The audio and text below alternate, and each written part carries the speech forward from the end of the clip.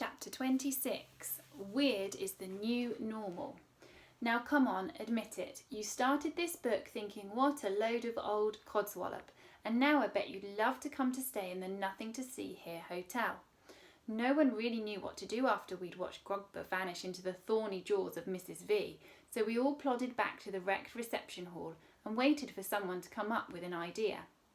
Nancy brought everyone mugs of steaming stag beetle tea, and we scuffed about in the dust and rubble, looking a bit bamboozled. It was Granny who finally broke the silence. "Right, that's enough," she barked. "Clear off." "Well, you weren't expecting her to say something nice, were you?"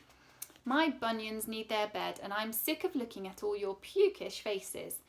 "Right you are, Mrs. Glump," Calamitous said with a grin.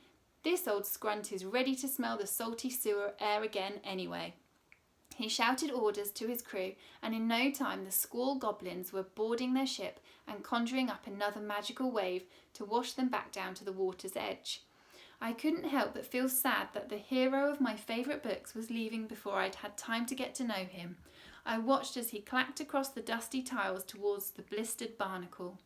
Captain Plank took hold of a rope hanging down from the deck above, and just when I thought he was about to climb up and leave, he turned to his hollow skeleton eyes on me.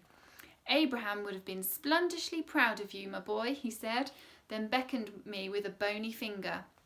I walked over to the pirate captain with my heart pounding in my ears. A small reward, methinks. Calamitous yanked a single diamond tooth out of his dentures and dropped it into my hand. "Keep it safe," he said, and winked. Who knew skulls could do that? You never know when it'll come in handy. With that, he swung up onto the deck, and the last thing I saw of the squall goblins was Tempestra and Calamitous waving from the stern of their ship. And that was that. Mum and Dad set to work with the enchanted mops and brooms, and the Molar sisters made light work of repairing the walls and staircase with their wands.